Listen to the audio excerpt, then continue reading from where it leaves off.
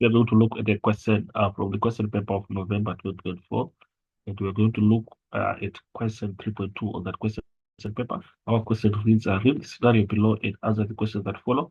So we are given a scenario here which you need to go through and understand before you attempt to answer the questions. So we have got questions that are following, whereby we have 3.2.2, which reads, which different methods may Paulina April use to finance a business? So basically, the question is asking you for sources of finance. So we are going to say that we have got various sources of finance that can be used by Paulina April, whereby we have hire purchase also as a source of finance. We can also include trade credit as a source of finance. So we have those sources of finance mentioned in our answer section, whereby we are saying can have own funds.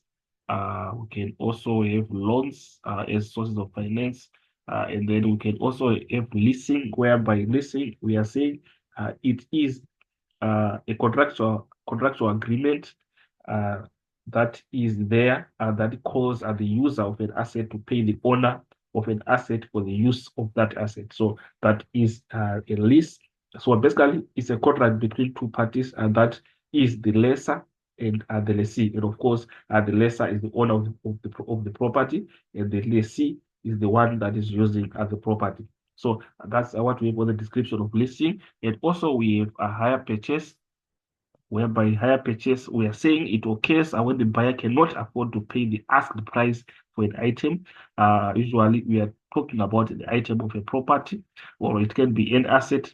So I would say that the buyer cannot pay the whole amount or cannot afford the whole amount. So the buyer is going to pay a deposit, and then the remaining part of the payment is going to be done through installments. So this is a hire purchase. So moving on to the next one that we have is the trade credit. So basically, trade credit is a type of commercial financing in which a customer is allowed to purchase goods or services and pay the supplier at a later scheduled date. So the basic concept that we have in terms of trade credit is that we have the payments are being done at a later date, that is at a later scheduled date. So that's what we have on our sources of finance. So to look at the next question now, it reads, advise Paulina about the factors to consider when deciding on investing in advertising.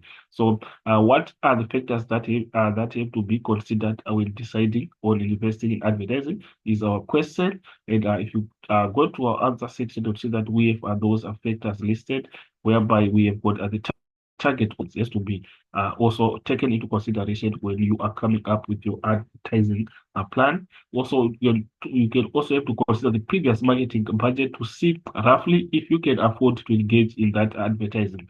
And then also you can look at marketing goals. Remember, the advertising has to be in line with our marketing goals, and what media to use to advertise.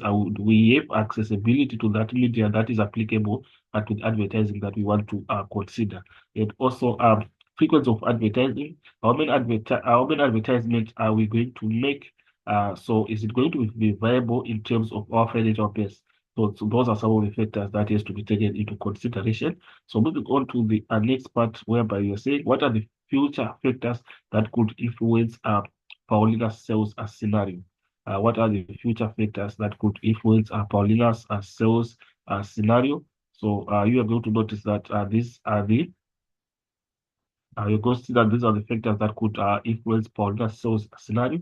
So we have cost price of the product. Remember, the cost price of the product is also going to determine the quantity of sales that are going to take place. So when the cost is high, obviously we are going to have less units are being produced if it's a producing company, and at the end of the day, we are going to see that the units that are going to be available to the market in terms of sales are also going to be low. So that's what we have on cost price of product. Also, if has the product been costed correctly? So the costing of the product, was it done accurately so that we can our calculations will be in line with what is actually on ground. Then you go to our suppliers also, are they going to supply the products that we are going to offer as sales in time, or if they are suppliers that are supplying raw materials or inputs, they supplying in just in time so that we can produce the products and the output that will be available for the sales. So obviously it will determine the sales quantity that is going to be there at the end of the period. So we also have competition, and we have competitors that are there. Our price is also competitive in terms of our competitors. So that's again a factor that is to be taken into consideration. Look at the selling price. So our selling price obviously is greatly going to affect our sales. And remember, according to the law of demand, if the price is up, we're going to see that the quantity that is going to be demanded is going to go to be down. So there is a negative relationship that exists between those two variables. So obviously, we are saying if our selling price is too high, we are going to have our sales also going to be too low. So that is what we have. So the vice versa is true. So basically, this is what we have, guys, according to this video. And hopefully the video was helpful. Let's meet again in the next video.